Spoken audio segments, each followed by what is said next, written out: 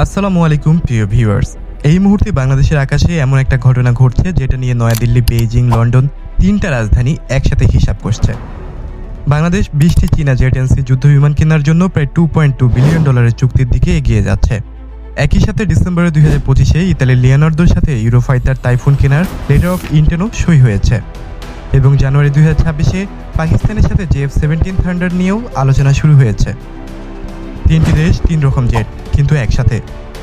এটা কি শুধু কেনাকাটা, নাকি এটা কোনো জিওপলিটিক্যাল মেসেজ? আজকে আমি আপনাদেরকে সবকিছু খুলে বলবো।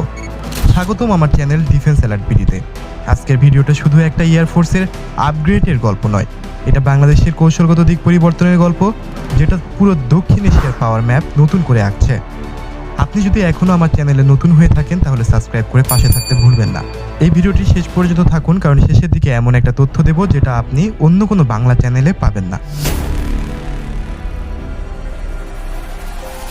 বাংলাদেশ এয়ারফোর্সের বর্তমান অবস্থাটা আমাদেরকে একটু বুঝতে হবে। বাংলাদেশ এয়ারফোর্সের 212টি বিমানের মধ্যে মাত্র 44টি ফাইটার, যার মধ্যে 36টি পুরনো F-7, যেটা আসলে সোভিয়েত আমলের MiG-21-এর চাইনিজ কপি। মাত্র 8টি রাশিয়ান MiG-29 আছে কিছুটা আধুনিক ক্ষমতা নিয়ে। এই বহরের বিপদটা তাহলে কতটা সম্ভব? আমরা যদি কিছুদিন আগের ঘটনার দিকে তাকাই, তাহলে জুলাই 2025-এ একটি F-7 BGI ঢাকার উত্তরায় মাইলস্টোনের স্কুল ক্যাম্পাসে বিধ্বস্ত হয়। অন্তত 35 জন নিহত হন এবং 171 জন আহত হয়। এটা শুধু একটা দুর্ঘটনা না, এটা একটা সংকেত।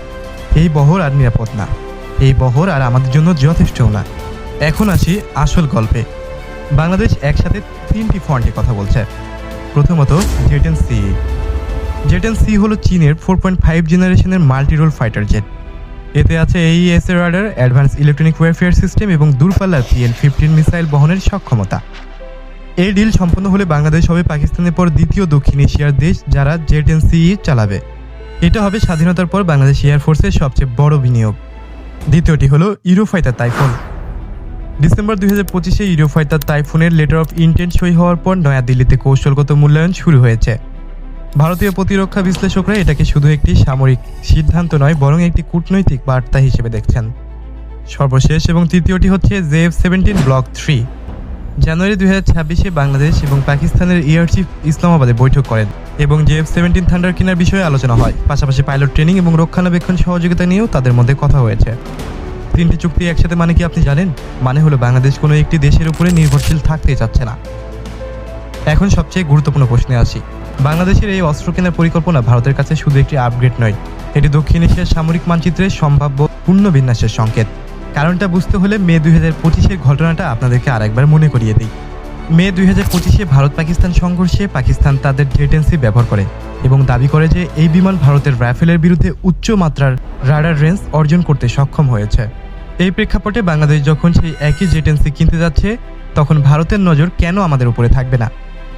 চীন জেট-এন-সি-কে সরাসরি রাইফেল কিলার হিসেবে মার্কেটিং করছে, আর ভারত রাইফেল চালায়। বাংলাদেশ ভারতের প্রতিবেশী, তাই এই সমীকরণ ভারতীয় বিশ্লেষকদের কাছে উপেক্ষার বিষয় নয়। তবে এখানে একটা বাস্তবতা আছে।